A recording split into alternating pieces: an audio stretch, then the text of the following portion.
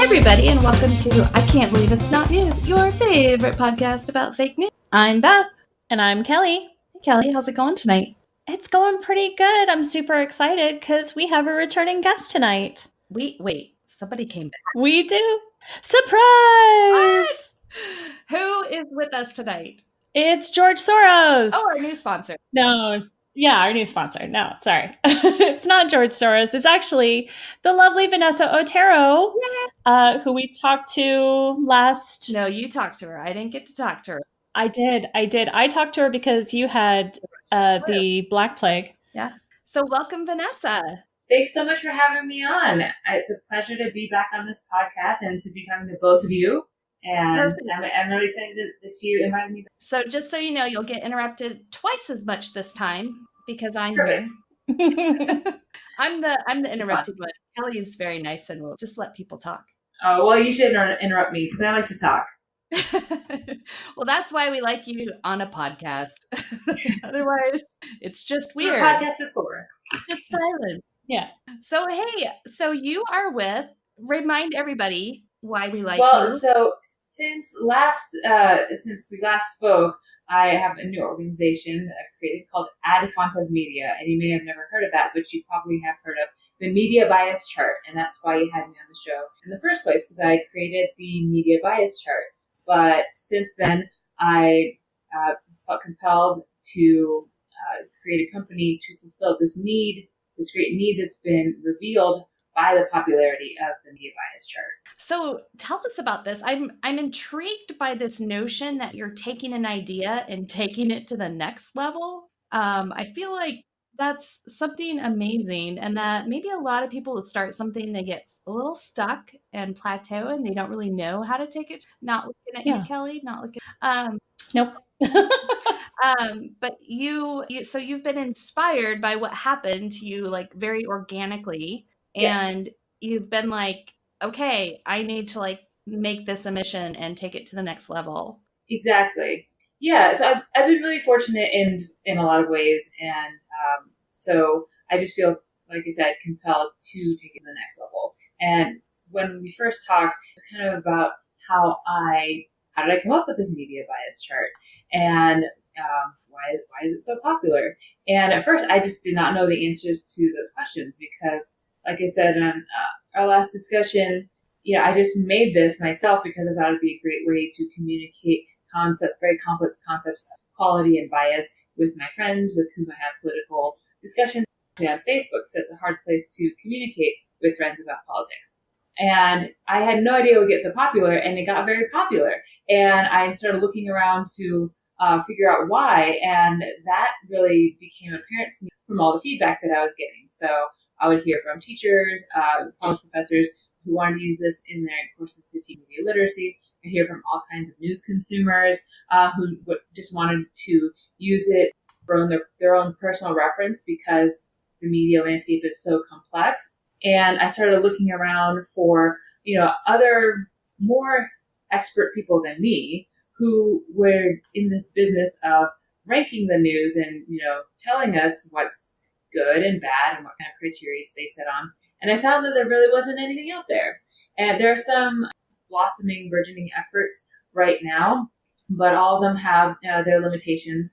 And I discovered this because this is kind of a hard thing to rate content of media. People rate, people measure all sorts of things about the media, like they do surveys about how much people trust the media.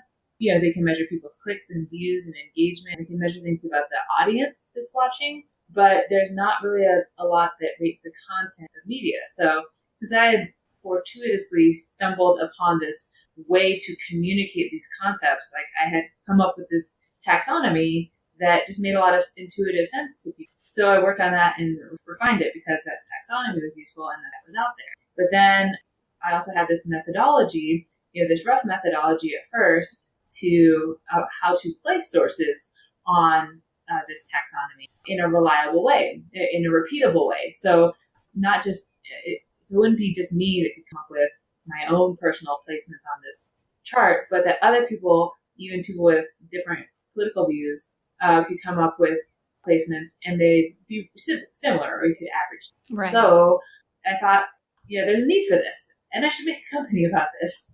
That's what I'm doing. And then you did it. I'm doing it. I'm working on it. Yeah. Okay, so I have a really important question. Does your company have a podcast already? No. Have a podcast? Does it need a podcast? It does need a podcast. It really does. Because, I've got stuff to say about the news. I know you guys have stuff to say about the news. But, I'm doing a lot of things. I'm still a full-time practicing patent attorney, which is a career that I love and I'm very to have. But I feel compelled to run with this idea because there is, I feel like, by addressing the quality of the media, we can address a bigger problem, which is polarization. So, this requires software development, data and research, and all the stuff that I'm doing in my spare time. So I don't have time for a podcast, unfortunately. I bet you know two podcasters who work for peanuts already. I bet you could help. Yeah. We could definitely help you not find any time. I think that's our specialty. If you want something done, give it to a busy. Yeah, it's so true. Mm-hmm. There's nothing like a tight deadline to get some of your best work done. Very deadline. Yes, me too. Me too. So, Vanessa, we had talked to you earlier this year, and I loved our conversation. I've actually since seen people who don't even listen to the podcast share Media Bias Fact Chart on social media platforms, and I've been able to be like, I talked to her. You should listen to our podcast with her. It's very interesting. But there's been a bunch of changes. I want to say the last time I talked to you, you were on Media Bias Chart 2.0, and now you're on 4.0. Yes. And I thought maybe you could take a couple of minutes and talk about some of the changes. I noticed that the ovals and the circles in the background are definitely gone. And it looks like there's a lot more sources on here. There are. So it went from about 80 to 100, a little over 100. And as you can see, it's getting very crowded now. So obviously, if your listeners are not looking at the media bias chart right now, as I am, it's hanging on my wall, they can go to adcontestmedia.com and it's right there. But yeah, there are 100 sources on there. And the main changes were I had to, the spacing wasn't even on all of the categories. And this is just a function of, me not being a very good graphic designer, actually being a pretty terrible graphic designer, but I know how to use this program that makes charts. So I even out the lines and the categories, and I put them on an arbitrary numerical scale from 0 to 64 vertically, because there's 8 categories and needed something divisible by 8. And there are 7 categories from horizontally, so it's minus 42 to plus 42 to represent most extreme left to most extreme right. The reason I put it on a coordinate system is so people could, one, search by coordinates, and so this would feed into the functionality of this online interactive version where you could remove some of the sources so you could see the ones you wanted to see more clearly. You could add other sources on there. You can find them by the coordinate. But there's going to be some more data and algorithms populating this interactive chart, so we just needed it to be in a coordinate. The most extreme left to most extreme right, that actually used to say most extreme liberal to most extreme conservative. And while liberal and conservative and left and right are often conflated and mean the same thing to a lot of people, left and right just tends to encompass more. And, not everything is encompassed with the terms liberal and to all people. So people will say things like progressive or leftist or, or things or libertarian, populist to represent on the right. So left to right really encompasses a lot more, and you can put most political issues on a left to right spectrum. So I really like that change. I honestly, I've been so focused on all the new media outlets that you have on here and seeing where they fall. I hadn't even noticed that part. And I do really like that you have made it a bit more concise with that, because I definitely agree that liberal can mean different things to different people. And same thing with conservative, obviously. Yeah. I see here how you've broken down CNN, MSNBC, Fox, TYT network with each of their shows on their own little chart. I think that's great. Yeah. Yeah. I watched a lot of cable news to do that. So that was, God bless you. I spent a lot. Thank you for doing that. I spent a lot of time on my treadmill with my Fox News app, which is actually of the three major networks the best app for watching actual Fox News shows. Or best app for content.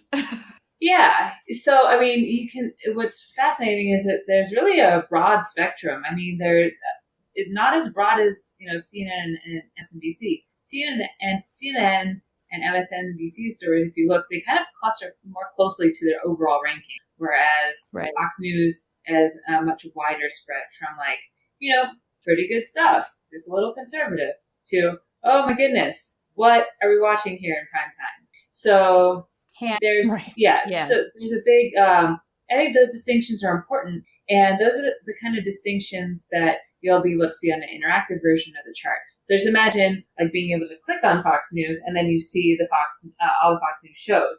But then beyond that, being able to click on the New York Times and seeing where a conservative opinion piece in the New York Times falls on the chart, or this straight fact reporting neutral piece falls. Those fall in different places in the chart, and so these overall source rankings have always been and will be more clearly visible as composite rankings of individual articles and stories. And that's the kind of feedback I get all the time from readers and fans of the chart.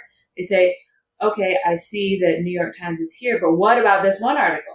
Or I see that, CNN is just a little bit left, but what about when they hired Corey Lewandowski and had him on the show or whatever? So those are all those individual data points. Yes, we have to take them in. We should. And, we need a whole company for that. Right. Yeah, we understand what you're talking about. There's only two of us here as well. So, there's only so many hours in a day that you can do things. But I mean, I have to say, I really like that you're taking in all those different data points, because I would totally agree. And I mean, I could see this becoming a thing. I love that there's the CNN, the Fox News, the MSNBC charts. And I could see that becoming a thing where you could take other, even a satirical news chart and take shows, obviously they're not all, I don't think they're all liberal. They might all be liberal now that I'm saying it in my head. Are they all liberal? I think they might be. Yeah, most of them I think are. But, even something like podcasts, like news podcasts, and you'd be looking at bigger ones, but you can feel free to stick us on there if you make one. But I mean, I think that there's definitely we see a younger generation getting their news a lot from things like podcasts, like The Daily, or you have different conservative podcasts as well, where they'll have a update every day with their news. But yeah, I think that's really interesting. And I'm really excited to see what happens with, I think I saw you're making an app. Is that right? Yeah. So, it's more of an interactive web tool and a database. So, which doesn't sound as fun as an app, but it is a web application through data visualization software. Sometimes I get talking in these patent attorney nerd terms. So, I'm just a nerd in all aspects of my life. But, I am currently crowdfunding this next phase of the project. So I'm raising $50,000 on Indiegogo, and we're about 30% of the way there, and we have 17 days left, which is exciting. By the time this broadcast, congratulations! Thanks. It'll be a few less days. It'll be a little closer to the deadline by the time this airs. But yeah, it's on Indiegogo, and it's called Media Bias Chart: The Next Level. So what I'm trying to accomplish with this phase of the project is build out two things that are really deliverable. So one is this web application where you could, when you go to adfrontesmedia.com, instead of just a static chart, you're going to have an interactive chart where you can click on CNN, MSNBC, and all the other news sources that we have on there, because all those other news sources have individual article ratings that make up the composite overall source rating. So you'd be able to click on each little source and see how we rated each article to get there. This will be, just that is going to be thousands of articles. So in order to, rate these thousands of articles, I need a small team of analysts and to go through the methodology that I've developed and refined, can train people on. And these will be people of differing political positions. So, still mostly moderate folks so that, people can certainly have views that are staunchly liberal, views that are staunchly conservative, but these will all be people who are that are be raters for us. And right. And then we need to, build out the database to store all that stuff. So that's the stuff in the back end. But people will be able to see this data and use this data for research purposes, and we envision other future uses. So that's kind of the first phase, but we want to build it so that if we do this successfully, then we can just keep building on it and create more and more content. And if we do things right, we become the consumer reports of media rating. There's really nothing else out there like that. So I think it's a resource that's needed, and then that data that makes up all those ratings can be really valuable to research, like I said before, but libraries, educators, journalism organizations themselves, and other things. So that's awesome, Vanessa. That sounds great. I would love for you to be the consumer reports of media bias ratings. So it looks like we definitely have your link for the crowdfund. But can people also contact you if they want to volunteer their services? Like, what kind of people are you looking for? Yes, I'm actually going to be putting out that call next week to my email list, but might as well put out that call verbally to your podcast listeners as well. So go to adfontansmedia.com. Our contact forms on there. And email mediabiaschart@gmail.com, or all the different contact things they come. So if people are interested in being analysts, it's going to comprise a few things. We're going to ask folks just generally what their political views are, just so we can have a balance of folks. We don't want everybody on one side or everybody on the other. And then reading comprehension skills and analytical skills are going to be a big important factor for the team that we select. So if got any English majors out there, history majors, people who wrote a lot for their degrees, or are in a profession where they read a lot, or something like that. Those are the kind of folks that we're looking for. And initially we'll certainly probably have some volunteers, interns. I've had people volunteer already, but ideally we'd like to have a paid team of analysts, because it's just kind of a value that people be paid for their time, and this kind of work is worthwhile. Much like journalism. This is not journalism analysis, right, but journalists should get paid for what they do, and paid well for what they do. And unfortunately, that's undervalued in our society. And we want to create an environment where people are paid for what they do. That's awesome. That's great. Well, what about like graphic designers or software developers? Are you also looking for any of that sort of help?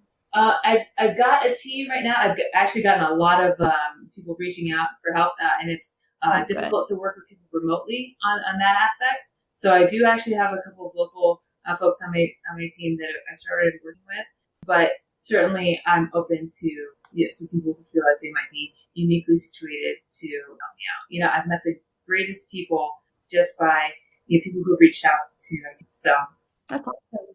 Yeah.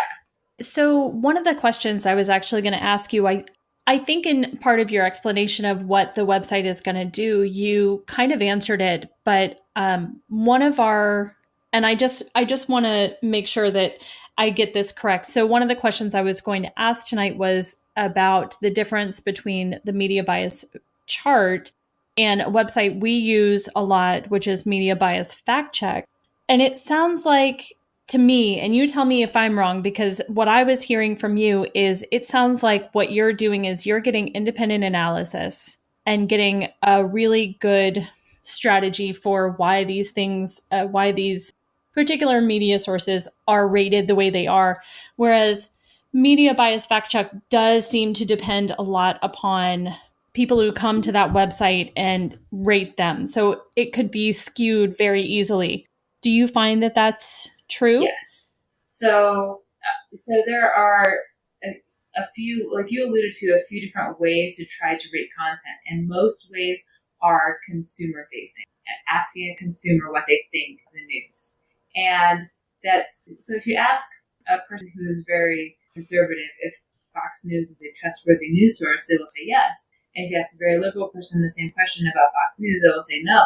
And that doesn't tell you anything about the ultimate trustworthiness on any kind of measurable scale of that source. It just tells you about the bias of that person. So there's just a ton of factors that go into this. So I know Media Bias Fact Check has been a really great resource for a lot of people for a long time, and I think they do really important work.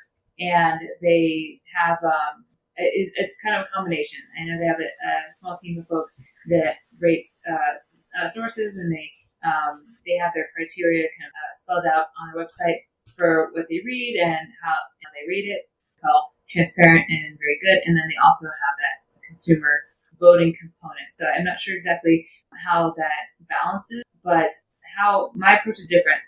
Currently it's not a team of people. Like all of this has been me by myself for a while, but through this project, I do fully intend to have an independent team so we can have repeatable results on a rubric kind of scale of grading, right? Because we can grade certain things that are subjective on a uniform scale. Like we grade AP tests, and different graders will give the same test the same score, right? With a small margin of error. Right. So bar exam and other things that we grade subjectively, like gymnastics, for example. How come all the judges come pretty close to each other, and they're grading like a lot of fairly technical things, but they're trained.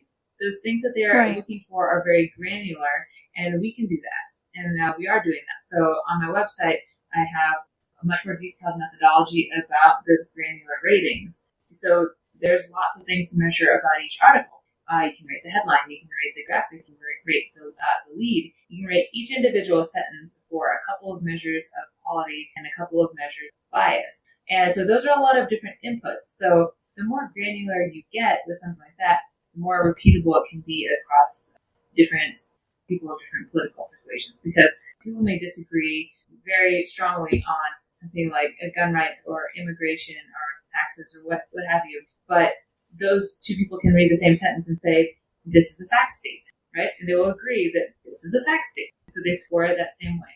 Or they can both read the same sentence and say, this sentence has a skewed liberal bias. And they can both say, if they're reasonable, agree on that. So that's the kind of level that we ultimately want on a large scale.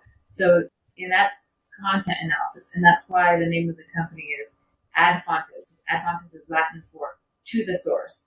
During the Renaissance and during the Reformation, Ad Fontes was like this rallying cry saying, let's go to the sources to find out the truth. And I think by looking at the sources, they can tell us what they are, because it says it on its face, instead of just asking people, to just say their opinion and stuff. So I just have a really quick question for you.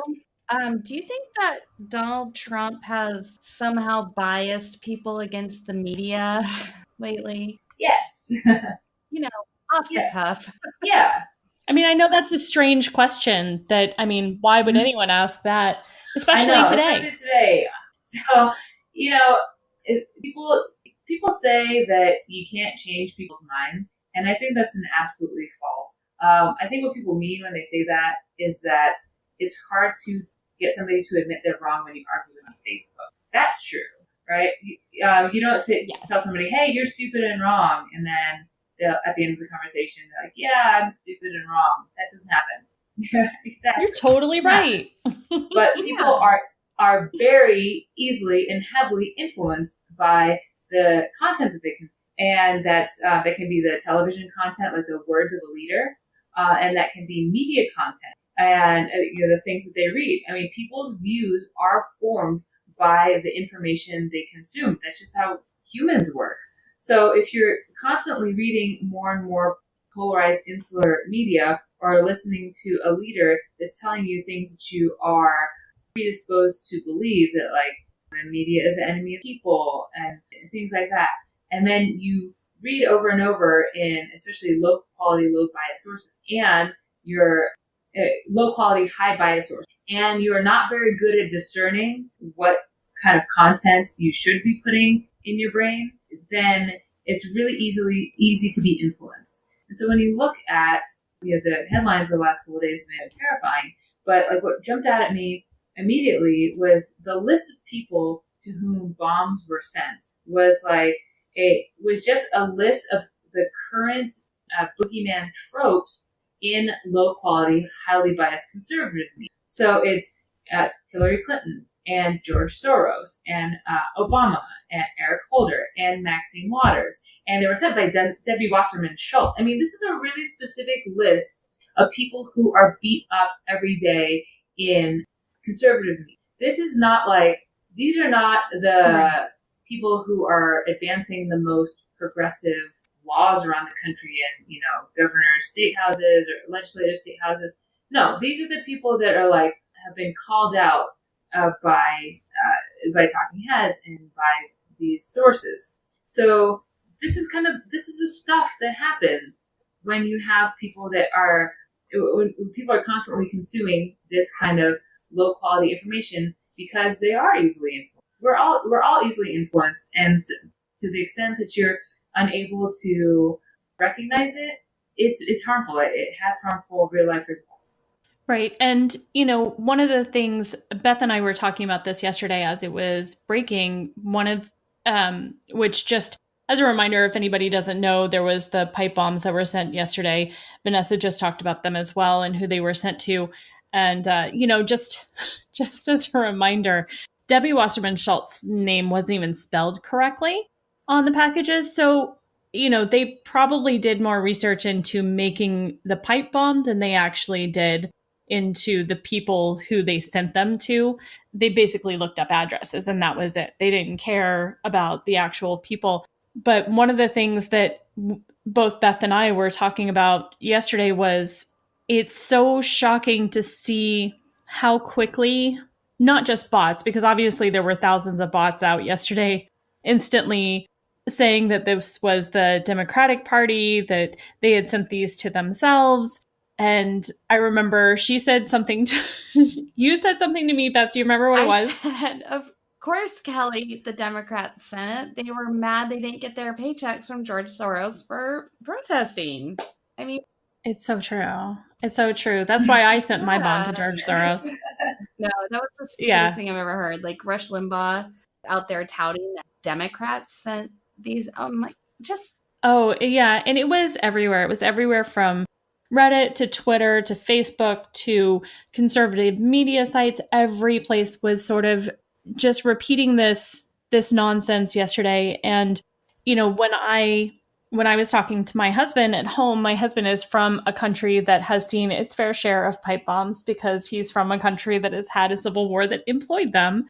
And, you know, what we were talking about last night is why would anybody, because they know you have to know somewhere. I mean, if you were sending these to be a victim, to get sympathy from voters right before an election day as they were proposing, why would you send working bombs? Right. Because there's always that chance it could go off and take out innocent civilians or take out the wrong person. Why would you send a real bomb if that was, I mean, you would get almost as much sympathy from a fake bomb and it would be so much easier. So the fact to me of people saying it, even after finding out that they were real bombs, that was part of the thing that really just broke my heart as an American. Is this really where we are, that even something as tragic as, you know, trying to hurt people in power, because that's not where we should be. I don't like Donald Trump, but I don't want to see him dead or hurt or anything. I just don't want him to be president. I mean, I don't care what he does with the rest of his life as long as he's not president, but there's no part of me that's like, oh, I hope he dies a painful death. You have to be a certain kind of person. And I feel like the rhetoric that's going on right now, that's coming from the highest office we have, is creating these types of divisions. And it really, it only takes one crazy person. It only takes a Timothy McVeigh. It only takes a Unabomber. It only takes one person to create a massive amount of damage in America. And his name is Sean Hannity. Freaking dangerous. Yes. But that's why, just to circle back around a little bit, like that's why this chart is so important, because, Vanessa's absolutely right that when people are consuming biased news all the time, and that's their echo chamber, they think this is true. And, on a much smaller level than getting a pipe bomb, I had something happen to me this week that was weird. I had That's right. somebody scratch the words GOP and underlined it twice in the trunk of my car because I have 2 political signs in my front yards that are for Democrats. And so they thought that I deserved to have my car vandalized because I'm a Democrat. And I was just like, first of all, I was like, oh, you know what? I've been looking at this all wrong. You know what? I do need to be a Republican. But that didn't convince you? Yeah. This is the really convinced me. I was like, that would have convinced you. Thanks, guys. Yeah. Thanks for showing me the way. And then I also realized, the Republicans are just the party of the eternal optimists, because when you have policies that just fail time and time again, like over and over for decades, and you still keep trying them again, like trickle-down economics, I just can't help but stop and think, God, those guys are so freaking optimistic. Like, optimism is kind of a conservative trait. Yeah, it is. Yeah, I mean, it just, I've always looked at it as they were just, kind of uncaring idiots. But now I realize the error of my way, the party of the optimists, and I'm an optimist, so I guess I'm supposed to be a Republican. Yeah, right. It's funny when she said about what would convince you, right? And people with echo chambers, and how like somebody would look at your signs and say you're a Democrat, and just, I am on the opposite team. I'm on the opposite team so hard that I'm going to vandalize your car, right? And just that and the bombs, it points to the real problems that polarization causes. And so I wrote something a little while back. It was an analogy about how junk food and junk news are kind of a similar problem. And we kind of face this problem it started in like the 50s and 60s, where we had all this fast food available and processed food available for the first time. And it was just like available en masse, and it was very convenient and very cheap. And we thought, oh, this is a great idea. We could consume a lot of it. And then you fast forward several decades later, it's causing all these health problems, right? And we had to kind of learn how to deal with this, this too large buffet of food options. And we're dealing with that with the news, where just in the last 8 to 10 years, we have more news source, and I put news in quotation sources, to choose from than ever before. And this is buffet, and we're over consuming. And we're over consuming the parts of it that are like especially bad for us, but also addictive and gratifying. So if you look at my chart, my hypothesis here is that fact reporting and original fact reporting, all that stuff at the top of the chart are like your lean meats and vegetables and whole grains. And, you really should eat mostly that. And there's, analysis, and those are maybe other carbs that are fine in moderation, but like the opinion and the selective stuff, and the highly biased stuff is junk food. I mean, it's fast food, it's donuts, it's fries, and we eat mostly that right now. And because of that, we're over consuming this analysis and opinion, and we're not obese, we're becoming polarized. And so, we need to really figure out, what kind of good stuff we should be consuming more of into our brains, and that would reduce the polarization. So you think we need maybe a media diet? Yes.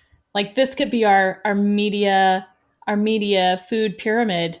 And maybe we need to take a little media diet and go back to the very top and maybe only read some AP and some routers for a little bit and do a little cleanse, take it back to basics. Yeah, and there are other people who have espoused this idea and gone along Indonesian cleanses, and they feel better. So in this analogy, Twitter is like candy. It's like little and satisfying, and if you eat too much of it, you get sick. So yes, yeah. There's stuff on this chart that's like it's like drugs. Is that bad for you? Yes. Yeah. Well, Vanessa, before we let you go, we have to ask you, do you have a jam of the week? Yes. I'm a big Hamilton fan. I love Hamilton and I know all the words. Ooh. Yes. And My Shot. Yeah, I love that song. So that's my jam. That's a great song. That's my son's favorite song from the Hamilton soundtrack as well. Hard to pick a favorite for me, but that's up there. Yeah. That's the one thing about doing the podcast every 2 weeks. We get the luxury of not having to worry about that because you can just pick another one the next week. So it's like, you don't always have just one. I know. I thought about it. I'm glad you asked me in advance and I was prepared. Yeah. Perfect. Well, thank you for coming back and chatting with us, and definitely keep us updated and let us know about that podcast part of your. Let's definitely follow up about that. Yeah. All right. Give us a call. But it was great talking to you again, Vanessa. Thank you so much. Great talking to you. Thank you so much for having me on. Yeah. Okay. Bye, Beth and Kelly. Bye. Bye.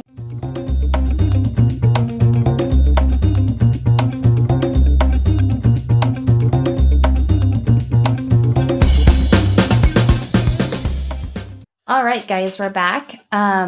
Kelly and I wanted to talk to you guys about something awful that happened this week or in the last couple of weeks. And that was the murder of the journalist from Saudi Arabia, Jamal Khashoggi. Khashoggi. Yeah. Now I knew I wasn't going to get that one right, but it's all right. Yeah.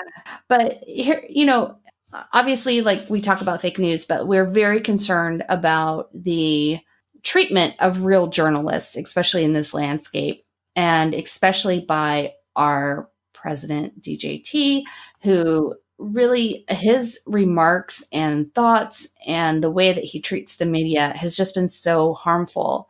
And I think, what Vanessa is saying about when you get your news sources just from these sources, like this is why, people are doing things like mailing bombs and even doing things like dismissing the murder of a journalist. Now, if you look on her chart, Kelly, where's Breitbart on her chart?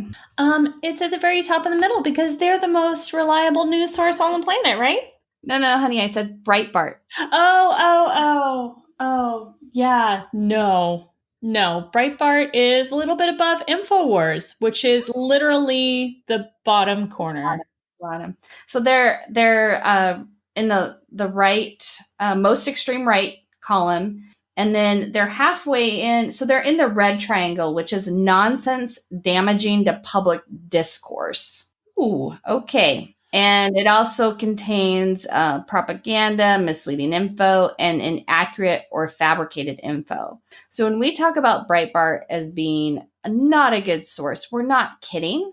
So they wrote an article called, I don't know why they do this, Nolte. So the author is John Nolte. So again, he's quoting himself in the headline. What the fuck is wrong with these people? Okay. Everything about this article makes me mad. Nolte, establishment media's concern for Jamal Khashoggi is fake news. And this was written on October 18th. And he says some things that make me mad. He says, let's assume the terrible rumors are true that an unsuspecting Jamal Khashoggi walked into a Saudi consulate in Istanbul only to be tortured and killed. We know that's true at this point.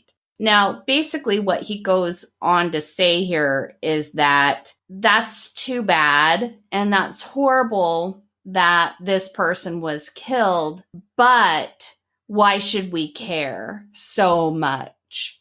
And he's like, because he was a journalist. And then he says, sorry, no.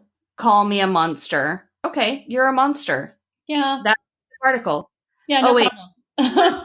Call me a monster, but I do not put any additional moral weight on the life of a journalist. Alternately, as much as I despise the media, I do not put any less moral weight on the life of a journalist. When it comes to such thing, a life is a life, an individual is an individual, and every human life matters. But basically, he then goes on to say, like, but like this life doesn't matter more than anybody else. And he lists like all these other people who have died as not by name, but like by category, like servicemen and women, murder victims, gunshot victims, Truck drivers. Yeah, anybody. That we shouldn't be any more offended by the torture and murder of a journalist than we should by a gunshot victim. Okay. And, oh God. And then he goes on to say, the media are playing us, only pretending to care about this. Because this is what he says. Remember, the established media is almost entirely made up of truly awful people who care about only one thing, the left-wing cause. Kelly, did you get your newsletter yet this month from the left-wing cause? Because I feel like they've been running behind on that. I feel like it goes straight to spam. I don't know what the left-wing cause anymore is. Can you tell me, Beth? Are you sure what it is? I also haven't gotten my paycheck from George Soros in months. This is ridiculous. We're going to have to mail some bombs. Okay. It's a terrible, this man is awful. And horrible. Maybe if he was a journalist, he might understand why. And it's not that, hey, journalists' lives matter so much more, but I think what he's missing in this, because he brings up that Breitbart is the only media outlet that is talking about the journalists being killed in Mexico, which is absolutely untrue. I managed to find multiple articles about journalists being killed in Mexico, especially from sources that he claimed weren't talking about them, like the Washington Post. However, the journalists in Mexico are being killed by cartels. And I would like to point out right now why that's different than what Mr. Nolte is talking about. What happened to Jamal Khashoggi is so incredibly different, because what happened in Turkey, in Istanbul, was an act of torture and mutilation, possibly ordered by the Crown Prince of Saudi Arabia, while he was inside what should be a safe zone in his own consulate. Not only was he tortured and killed, they covered it up almost immediately, because there's every possibility in the world that they knew that this had happened. The Crown Prince was lying about it the next day, saying that he had left the consulate within a few minutes to an hour after he arrived. The Saudi government officials were caught lying, saying that the 15-member hit squad that had been sent in there were tourists. And, we have a link up on our blog. We'll have a video from The Guardian that has video footage from around Turkey, because they have cameras, CCTV cameras. And you can see these people from the time they land, walking through the airport, walking through their hotel, taking black vans to the consulate, being dropped off, and then leaving in less than 24 hours. I don't know any tourists that do that. I've never gone on a vacation for 24 hours, less than 24 hours after arriving at 3:30 in the morning. Pointer has a good article that really puts together all the fake news that's about this, because of course there's fake news about this. There's a conspiracy theory that his fiance was fake in an effort to discredit Turkish and American intelligence. There was a fake story about the firing of a Saudi general consul. There's a really nonsensical video from a guy who wears a strainer on his head. Yeah. So there's been a lot going on. But the reason why I wanted to talk about this Breitbart article is because okay. DJT doesn't like people talking about journalists as like these people who shouldn't be tortured and killed, right? Right. Unfortunately, our own president is like not necessarily against what happened, like enough for my, I don't know, well-being, I guess. So, right, because he's so concerned about the monetary partnership with Saudi Arabia. right. And it is not the response from the American president that you would expect when something like this happens. And this whole narrative of like, oh, he wasn't even an American and he wasn't killed on American soil. Oh my God. Why does that matter at all? Right. Like, it doesn't matter at all. Right. And he was an American national. Yeah. I mean, let's be clear about what that means. That means he was someone who held a green card and lived in this country. Yeah. You have to be a green card holder for a certain number of years before you can become a citizen. Basically, to be honest, I don't even care whether or not he'd ever step foot in America. It doesn't matter. The fact that he was tortured and killed and murdered basically for being a journalist in Saudi Arabia is the problem. It's not his nationality. But this article supports people being able to support Trump. And that is one of the biggest of the big problems that I have with this article and this author. And when I Googled this author, this is his shtick. This is what he writes, are articles that support narratives that would be hard to explain and hard to swallow. And he's listed as an editor at large for Breitbart. I'm going to change that. He is the gaslighter in chief for Breitbart. And that's all this is. This is propaganda. This is ridiculous. And that I have to stop. Otherwise, my blood is already boiling. Kelly, anything else to add on this one?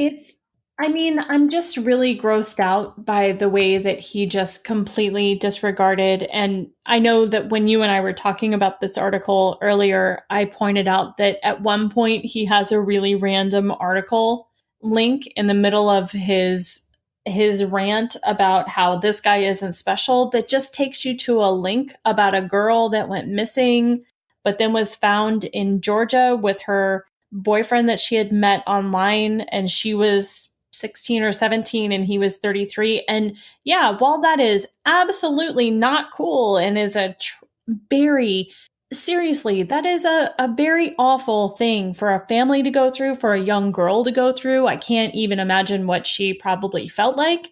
It's not the same thing. You're comparing apples and oranges, and it's this whataboutism that drives me crazy. It's you try to talk about Khashoggi and then someone else wants to talk about Turkey and all the human rights abuses. Yes, that's true. Yep, I get it. Yes.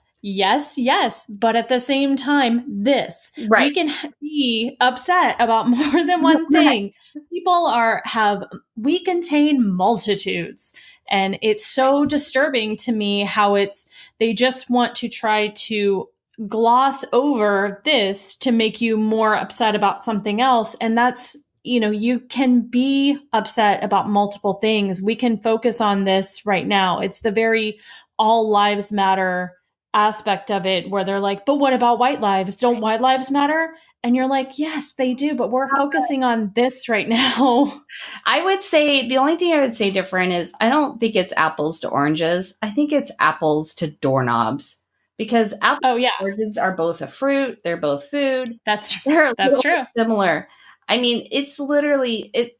And like you said about talking about Turkey, like, who cares that which country he was murdered in that doesn't fit your narrative? Right. Oh my God. I'm just mad about this. This article makes me lose faith in humanity. So I'm going to have to go, I don't know, watch My Little Pony or something, because I'm going to need some unicorns and sparkles for sure.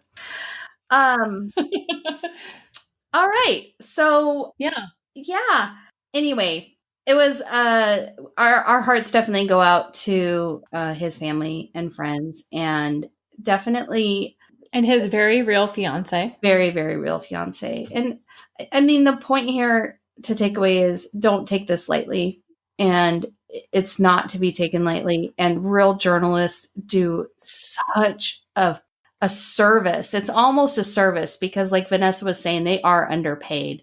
And when you look at even your local newspapers, these are the people that are keeping your city governments and keeping everybody else on their toes, because they're the ones that are doing the boring research of going to these city council meetings and keeping them, from not being corrupt. There's so many instances where even just a local newspaper journalist has exposed a corruption in a city government. And if they weren't there, these things would be going unchecked. And right. They are very much our fourth branch of government. they are. And we need them. And it's not that a life is more important than another life, but the role of a journalist in our society is important, and it's valuable, and it needs to be protected in that way. And what our president is doing is diminishing that. And it's honestly, it's one of the weirdest and craziest things. I never, ever would have thought that him becoming president would be diminishing journalism. Like, who would have thought that? Oh, I mean, back when he made fun of a disabled reporter and people were beating up reporters in his rallies, I think I saw a little bit of this coming. I mean, I've seen about, though, like when you think about as like a Democrat, like a Republican getting elected, or as a Republican, a Democrat getting elected, you're worried about policy. You're worried about the economy. You're worried about Social Security. You're not worried about freedom of the press. It's just a very odd thing. And I understand what you're saying, like Donald Trump was showing us right from the beginning that he doesn't. I hadn't considered, like, with the Republican nominee winning over the Democrat in 2016, that this would be one of the results. Like, it's just crazy. Yeah. That's all. It is. That's all. We live in crazy times. We flippin' do. Okay. Well, my dear, we should probably do our jams. We need to. Let's do it. And you know what? I thought about something. You never know. There might be some new listeners listening who have no idea what we're talking about. So we have a tagline called Spread Jam, Not Lies. And we do a segment at the end of every show where we spread some jam.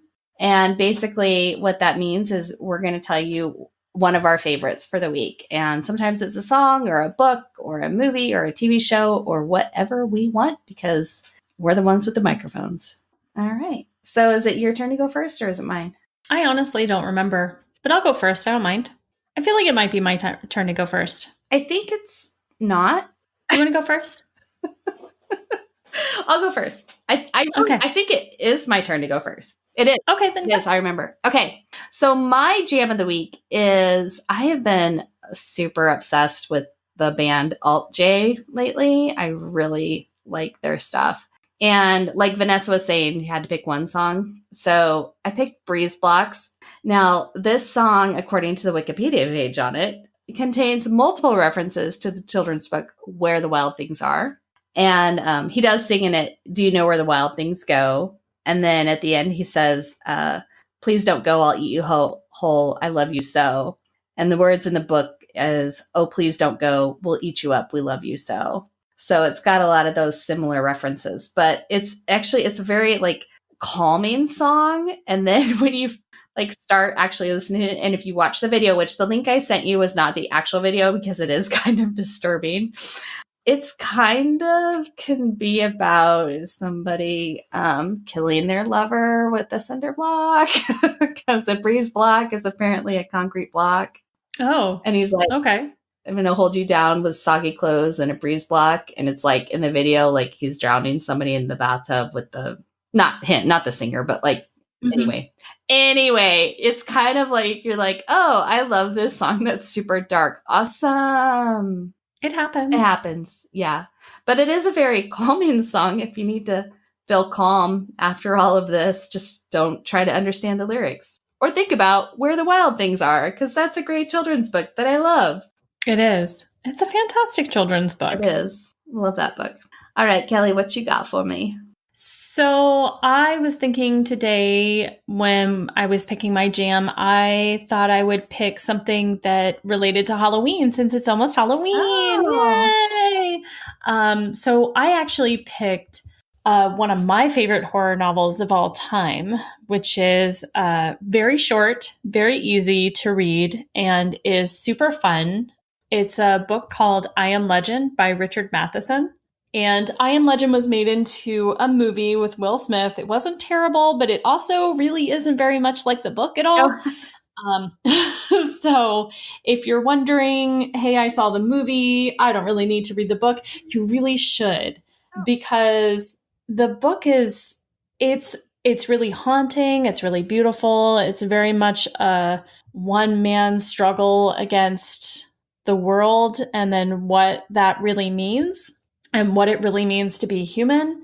And it's all about a guy who during the day stalks the undead through basically what has become the ruins of civilization, because they're vampires, but they're not your normal type of vampires. And it's been years since I've read it, but I was going through lists and lists and lists of horror books recently, and I remember I got to I Am Legend, and it was the first one that I really thought, oh, I should reread it, because it's such a great book, and I love a good overthinking type book, and it's definitely he's stuck in his own head. There's no one else there, so he's, a lot of the time he's talking to himself, Yeah.